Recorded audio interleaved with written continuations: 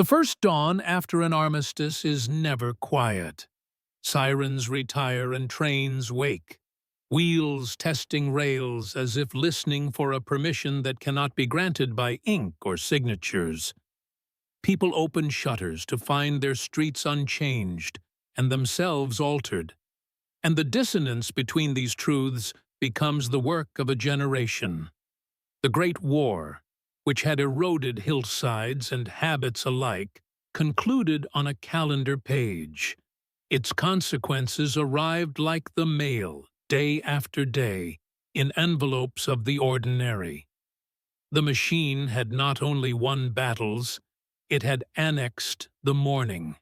In the decade that followed 1918, humanity began to notice how extensively the war's gears had slipped into domestic life. The factory whistle became the metronome of towns that used to follow the church bell. Electricity, once novelty, turned into expectation. The clock, transformed by timetables and troop movements, demanded punctuality from bakers and bankers alike. The machine had taught the world a frightening lesson about efficiency, and the world repurposed the lesson in self-defense. If destruction could be coordinated, perhaps recovery could be too. Reconstruction was not a matter of heroics, but arithmetic. Bricks, beams, glass, lime, cement. The elements of resurrection had to be counted with an accountant's cold patience. In the scarred regions of northern France and Belgium, men returned to fields whose soil had learned to hold steel as stubbornly as seed. Plows found shrapnel, children found badges, spring found the stubbornness to break through shell holes anyway. Local councils drew up lists: dwellings habitable, dwellings repairable, dwellings beyond hope, and assigned each a number. Numbers made grief legible, if not containable. The arithmetic extended to bodies. Pensions were calculated from lost limbs and lost livelihoods. Mountaintops of paperwork tried to transform pain into currency, and rarely succeeded. Widows learned the grammar of forms and stamps. Orphans learned to read names on stone. Hospitals transitioned from emergency to endurance, converting wartime triage into peacetime therapy. There were new words for old sufferings. There were old words that no longer fit. Language struggled to keep up with reality, as it always does when history runs. In cities that had not been bombarded, the war imposed subtler math. Rents climbed, wages lagged, food cost more than memory said it should. The black bread of the home front did not vanish. It diversified into thrift. Housewives became logisticians, stretching week-long meals from day-long budgets. Men who had learned to answer whistles and watches continued to do so beneath factory roofs that no longer minted shells but pressed tins, stamped parts, wound springs. The machine did not demobilize. It merely changed its assignment. Flight, born before the war as a rumor of impossible ambition, acquired during it the status of routine miracle. Pilots had mapped the air with nerves and canvas. Engineers inherited a cartography of wind. In peacetime, the airplane became courier, scout, daredevil, and dream barnstormers wrote temporary signatures across rural skies. Businessmen began to think in hours rather than days, between cities hitherto separated by patience. Airfields sprouted at the margins of towns like speculative ideas in a philosopher's notebook. Children watched biplanes taxi and felt a private future tug at them.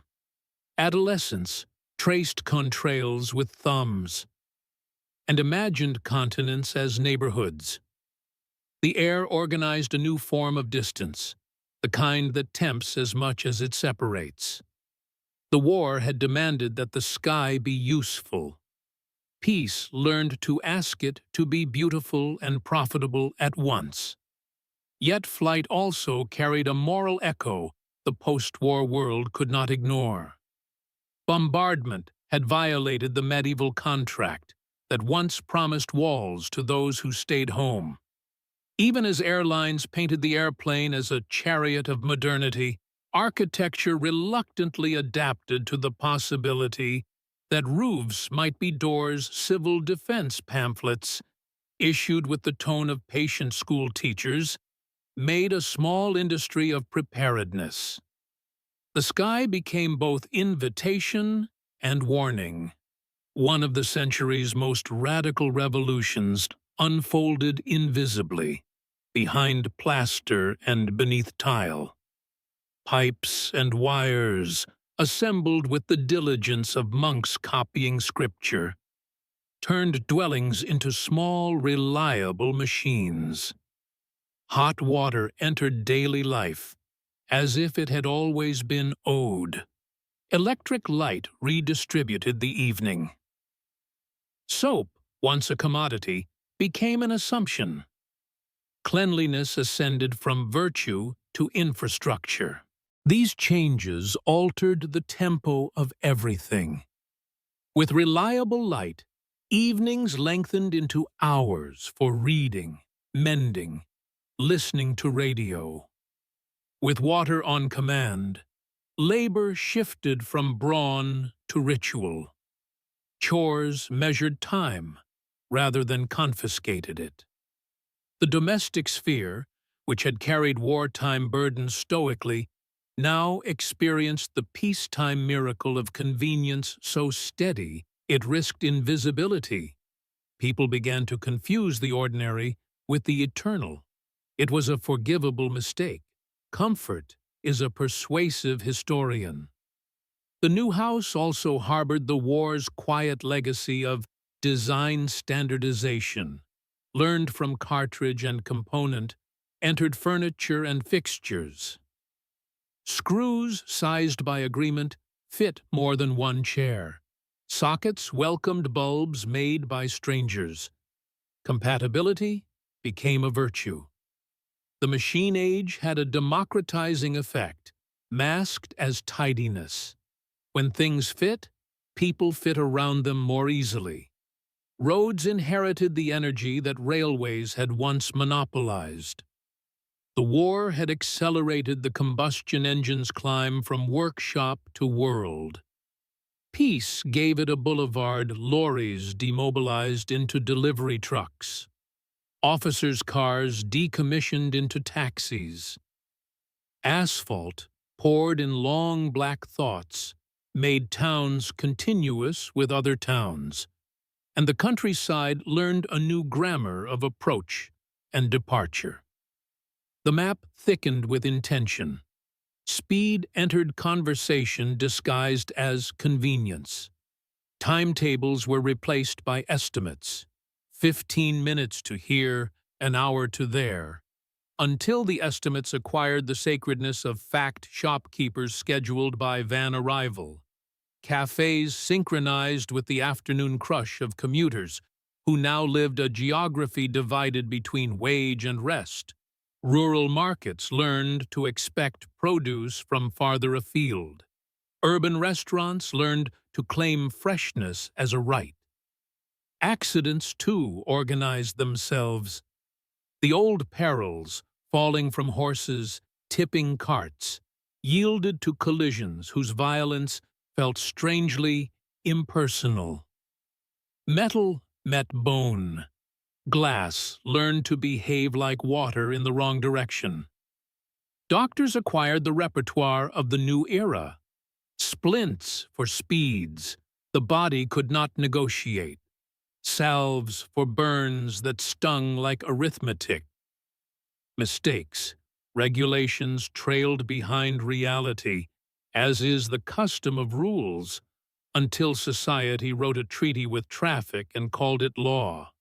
If the war had taught the eye to distrust the horizon, radio taught the ear to extend it. Voices arrived from beyond the line of sight, uninvited yet welcome. Parlor tables made room for wooden cabinets that hummed softly at dusk. Families discovered the ritual of listening together to something not oneself.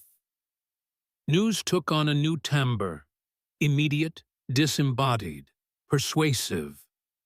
Governments learned to occupy the intimate spaces of the home without knocking. Advertisers learned to sing.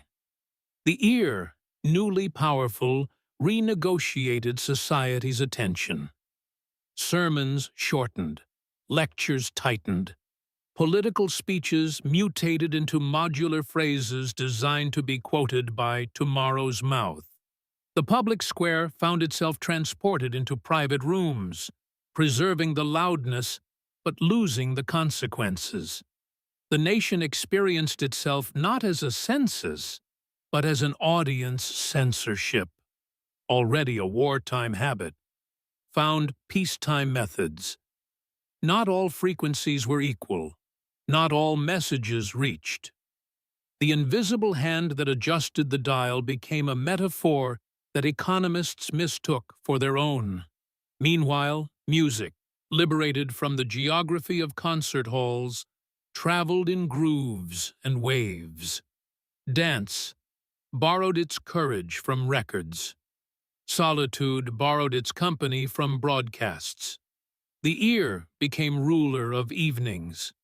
Universities and laboratories absorbed the war's paradox. Science had proven both its genius and its guilt. In response, research split itself into two complementary ambitions: curative and creative.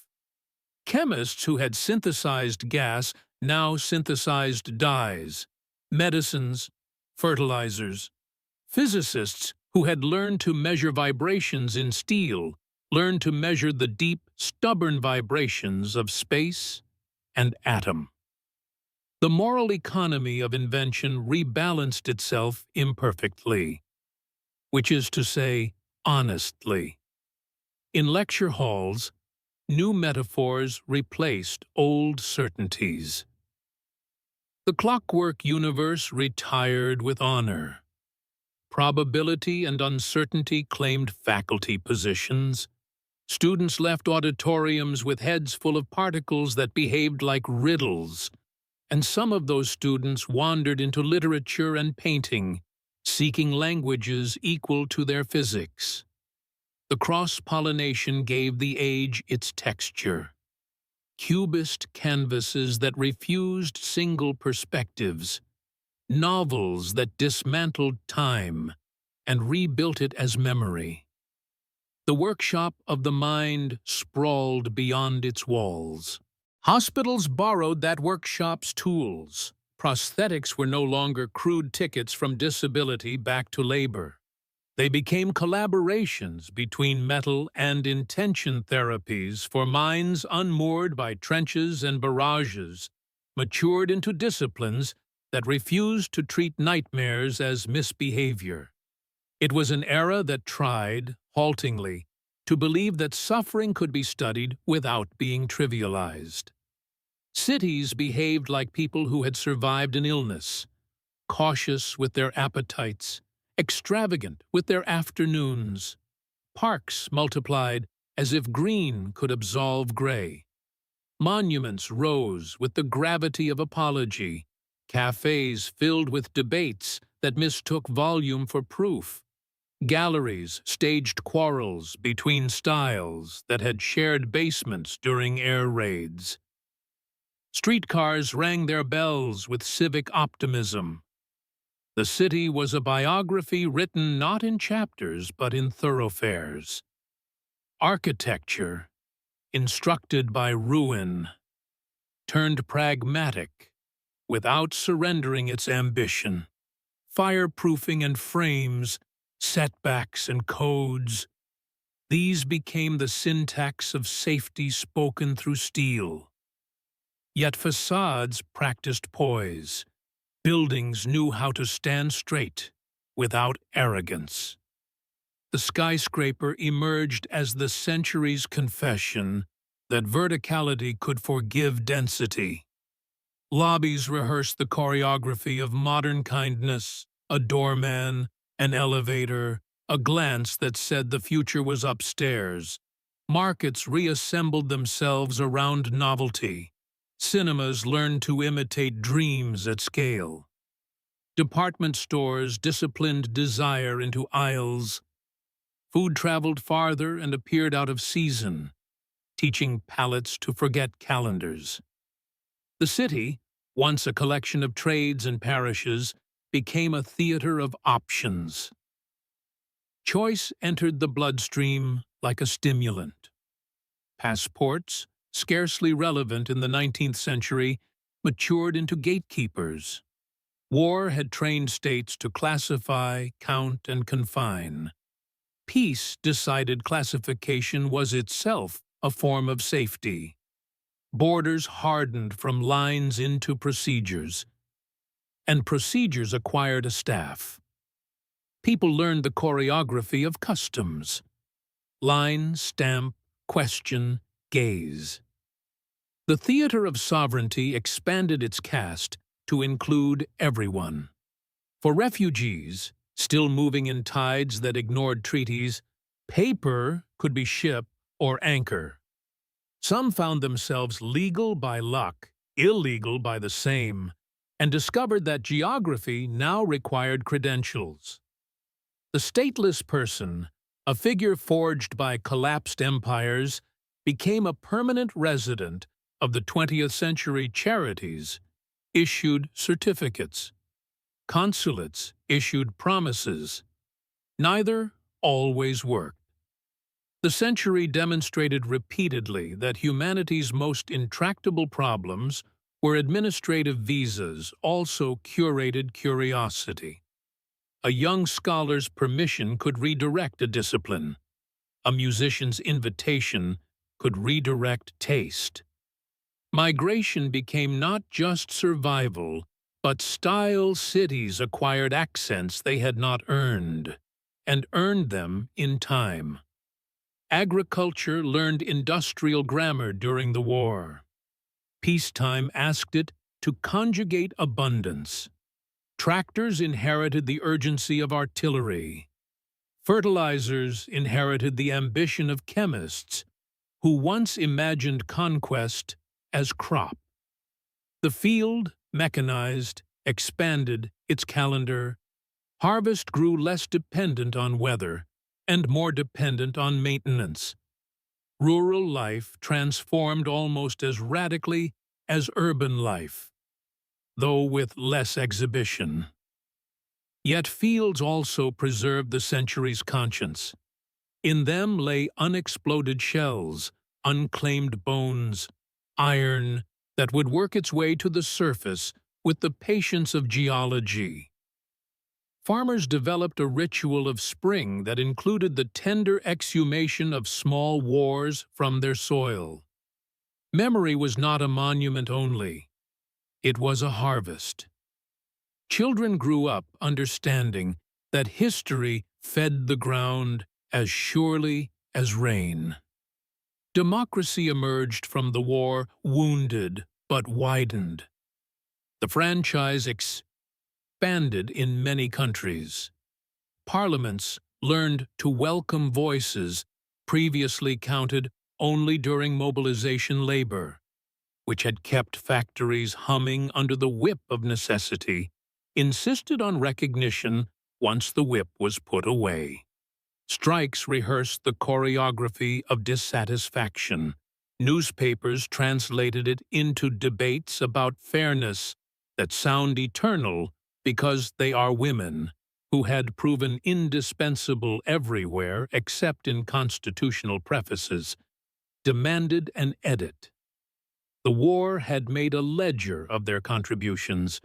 Peace now read it aloud. Votes, professions, degrees, offices. The list of access grew year by year. never fast enough for justice, and never slow enough for opposition. Fashion narrated the argument in fabric. Education narrated it in syllabi.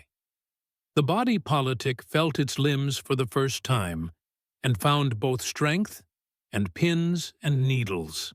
Extremes also gathered their voters. Humiliation and hunger proved eloquent. Movements arose, promising the speed of solutions the machine had taught people to crave. Uniforms re-entered public life with a swagger that suggested the war had changed costume, not character. The center, tasked with the unglamorous labor of patience, did not always hold schools interpreted the war as a failure of knowledge and character, and set out to repair both. Curricula modernized with the zeal of penance. Geography emphasized interdependence. Literature admitted voices that contradicted victory. Civics added the study of institutions designed to mediate rage. History textbooks learned slowly to distinguish between dates and consequences. Children born in 1914 arrived at adolescence with memories inherited rather than lived. They carried photographs of uncles they had never met, visited cemeteries as if touring sentences in a language they were only beginning to learn. Teachers balanced reverence with inoculation, aware that memory without understanding can harden into myth.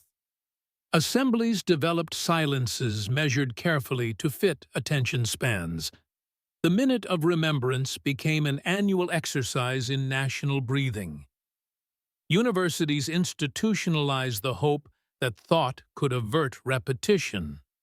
New disciplines, international relations, communications, social psychology, promised to study conflicts as solvable puzzles. The optimism was noble, provisional, and necessary. Religion, philosophy, and art convened a marketplace that thrived because certainty had gone out of stock. Sanctuaries filled with those who sought the grammar of loss. Galleries filled with those who sought the syntax of fracture. Atheists argued with reverends by writing novels. Mystics argued with physicists by painting light. Theaters staged plays in which time misbehaved. Poets sculpted stanzas that preferred honesty to symmetry. Popular taste, meanwhile, found itself seduced by rhythms imported and adapted along trade routes, older than the war, but accelerated by it. Jazz carried both sorrow and wit across oceans. Dance learned to honor both restraint and abandon in a single evening. Culture became an atlas where no one continent could claim the legend. Meaning, increasingly, felt like a craft one practiced rather than a doctrine one adopted. People curated their beliefs as carefully as their living rooms, selecting items that fit together less by rule than by resonance.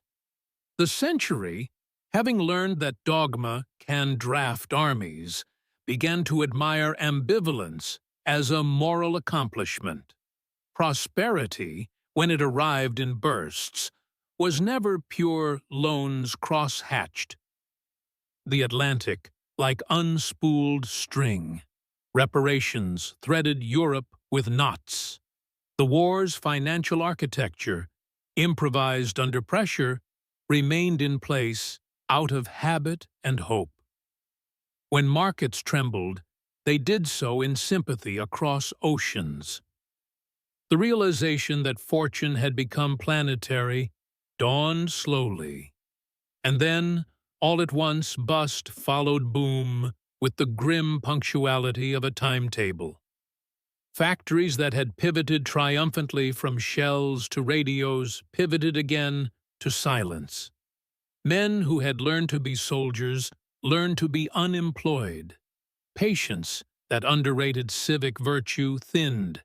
The machine that had promised productivity without limit demonstrated that it could produce idleness just as efficiently. Policy learned the rhythm of emergency. Citizens learned the rhythm of queue. In the long view, the storm confirmed what the war had already suggested, that independence, whether of person or nation, was increasingly a fable everyone needed and no one possessed. Interdependence was the true condition, and it demanded a politics adults might accept and romantics would dislike. Even as the century organized itself around steel and idea, people continued to plant gardens. They did so for food, for solace, for ritual. Gardening recovers a truth the machine cannot counterfeit. Growth takes time, and time resists acceleration. War had tried to edit time by compression. The garden restored the long sentence. City allotments persisted from wartime necessity into peacetime habit. Grandparents instructed grandchildren in plots bounded by twine and patience. Seeds arrived in paper envelopes that felt like letters from a benign future. The act of watering became a small ceremony of refusal, a refusal to accept that the world was only gears and votes and news.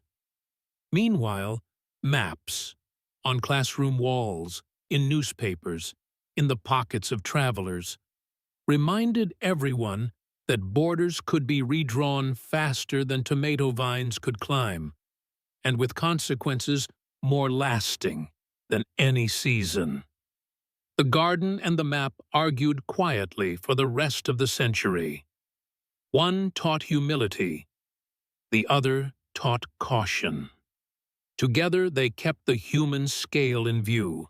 By the late 1920s, a child born the day the guns fell silent could ride a bus lit by electricity, listen to a concert transmitted by air, drink water warmed in a tank hidden in a closet, and sleep beneath a roof whose beams were designated by code.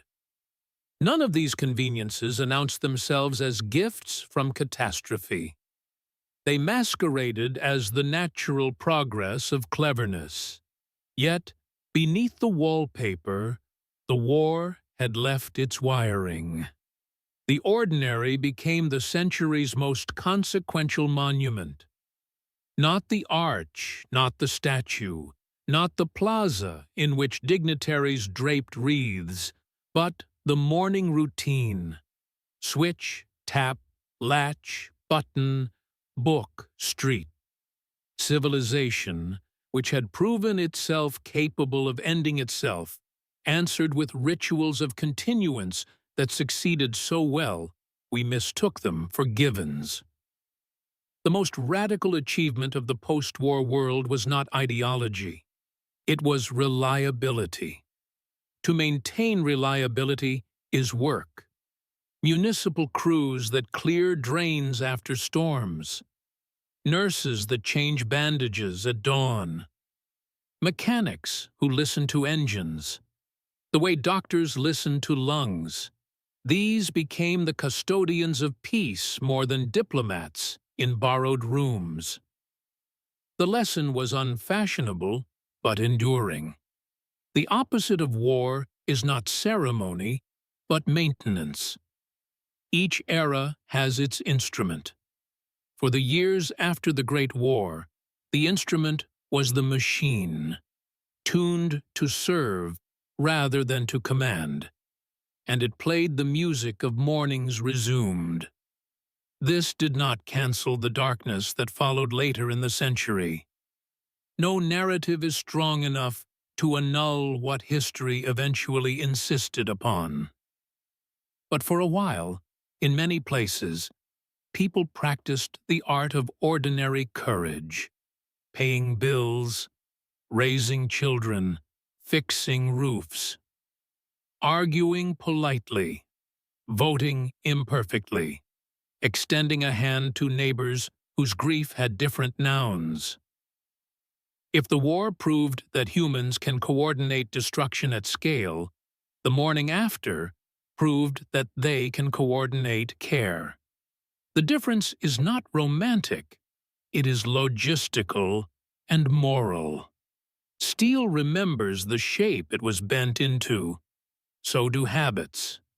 We inherit both. The task that began in 1918, build systems that bend toward flourishing and maintain them, is not finished, which is one of the ways we recognize it as worthy. Somewhere, a century later, a farmer's spring plow still lifts an old belt buckle from the soil. Somewhere, a child still turns a radio's descendant to hear a song from a city she has not yet seen. Somewhere, a widow still traces a name on a stone until the cold in her fingers reminds her to go home and put the kettle on. And everywhere, morning arrives with its thousand switches and taps and schedules, asking, without the flourish of trumpets, what kind of world the living plan to run today. The machine waits for the answer. The morning, as ever, insists that we provide it.